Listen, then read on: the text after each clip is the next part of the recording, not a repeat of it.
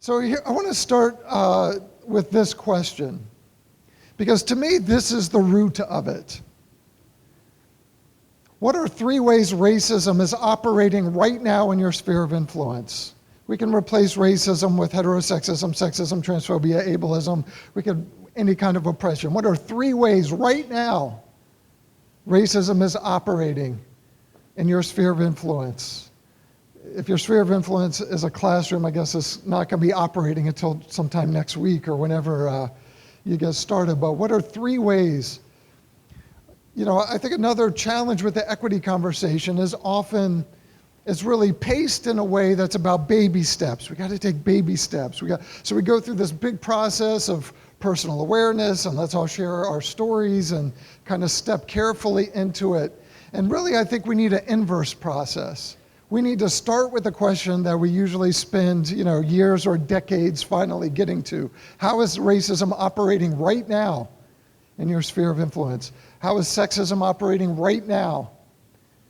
How is Islamophobia or xenophobia or whatever operating right now? Now, if you think about that question, you think, gosh, I don't really know how to answer that. That's what equity, my framework is called equity literacy. That's what equity literacy is about. I have to learn how to be able to answer these questions. Because if I can't answer the question, how is racism operating right now, then I can't solve the equity problem. I have no shot at solving the equity problem because I don't know what I'm trying to solve. How is racism operating right now in your sphere of influence?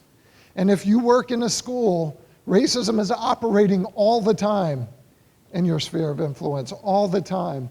I do these focus groups all over the world with students, historically and presently marginalized students.